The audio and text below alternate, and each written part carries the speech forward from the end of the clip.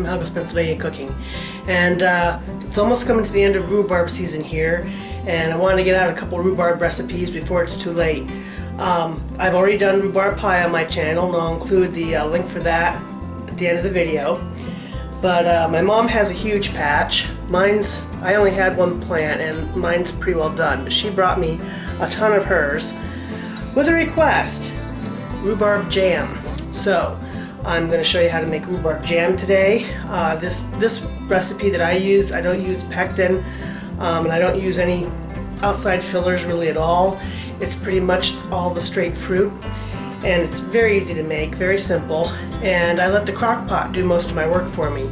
You can do a stovetop version. It takes about an hour to simmer down stovetop, but I just do it in the crock pot and let it go, you know, a good part of the afternoon, just like you would apple butter. People might wonder where rhubarb came from.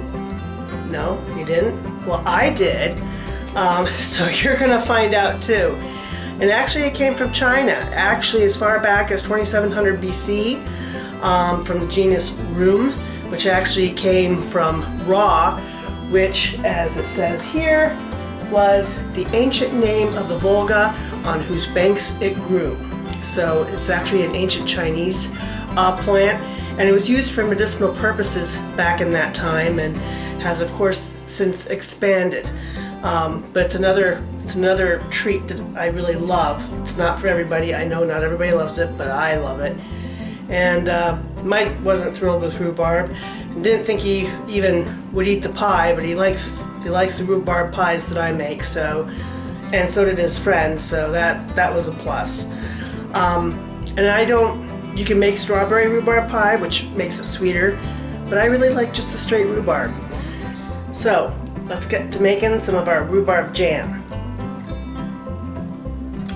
So all that goes into this rhubarb jam recipe, it's pretty simple. It's pretty much just the fruit. I don't even use pectin in this. That actually gives you more dextrose or sugar. So this is pretty pure. We've got the rhubarb. That's 2.5 pounds, 2 cups of sugar. It's going to be half a cup of water. It says 1/3 of a cup of orange juice, but usually I just use the juice of one big orange. And then the orange zest. And I'll show you quick how I zest an orange. So when it tells you about zesting an orange, you're taking a shaver, grater. This is an old beat up one. But all we're doing is taking and zesting off the rind and that little bit of pulp underneath before you get to the fruit. And that's really fresh, wonderful fresh stuff to work with. I use it with lemon, and I like doing it with lemon stuff for blueberries and all kinds of stuff. So this called for like 2 teaspoons, and this will give a nice contrast to the rhubarb. So as you can see here, pretty much the zest of one big orange will fit the bill. So there we go. And that's all there is to zesting and what it is.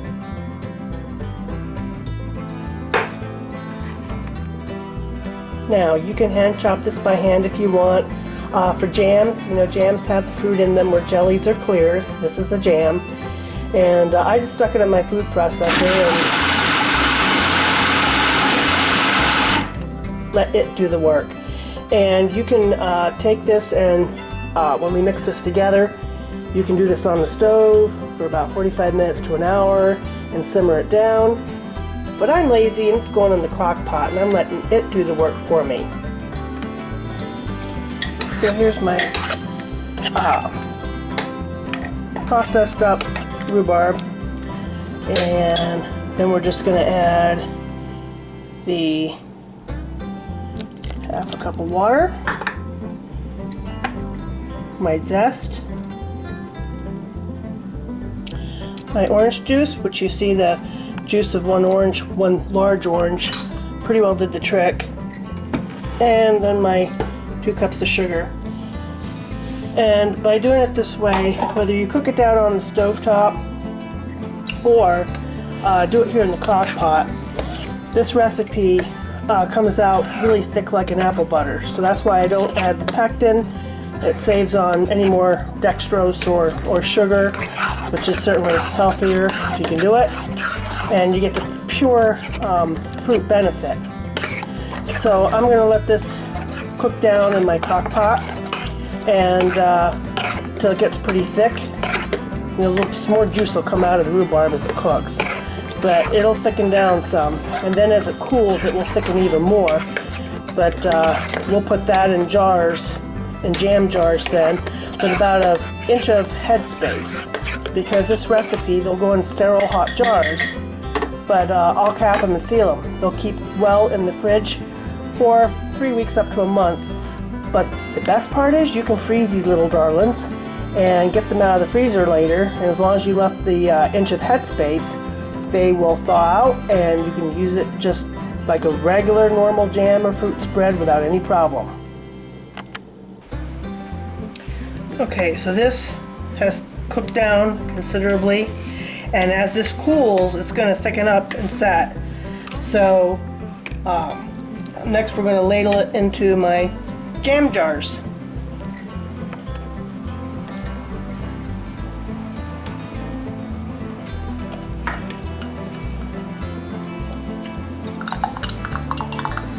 Remember, leave about an inch of headspace because these are freezable, which makes it really nice. Okay, those are all ready, and I'm going to hot cap them. Okay, the jars and the lids here, these are new lids. You always use new lids, and they were all sterile. So we are going to tighten them down for a hot pack and let them fully cool. Like I said, they will store in the fridge for up to a month, and the others you can freeze.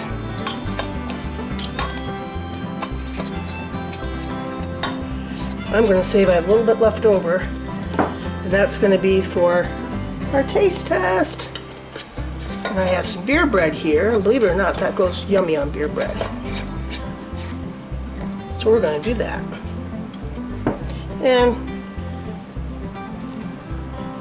there, you can see it. And like I said, as this cools, this is going to set.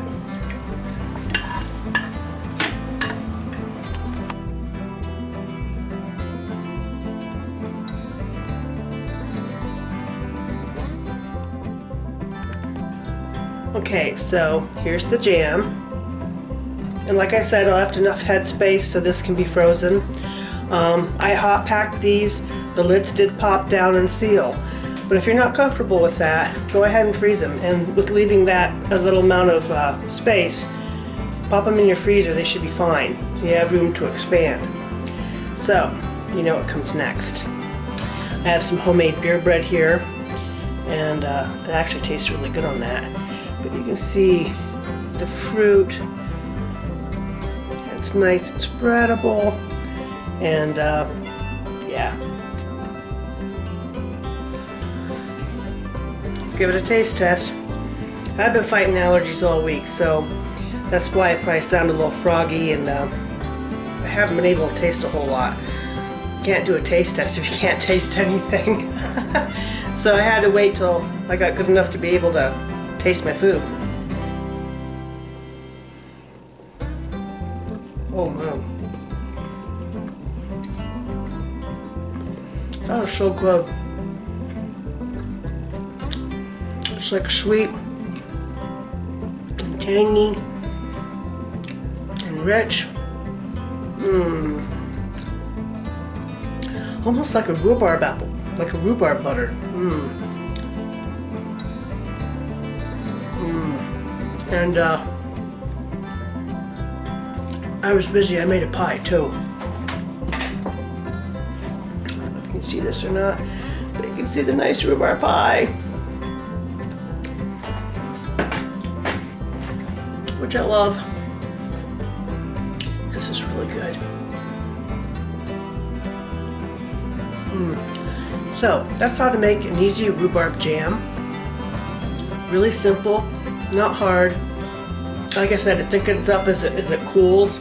If you want it thicker and you want it more set, you can add one envelope of pectin to it if you want a heavier set. But I like it like this, so you can see it spreads really nice. So that's the easy rhubarb jam. If I get a chance, I might do a couple more rhubarb recipes. I still have some left. But give it a try. Enjoy. Like, subscribe, and join me next time here in Helga's Pennsylvania Cooking.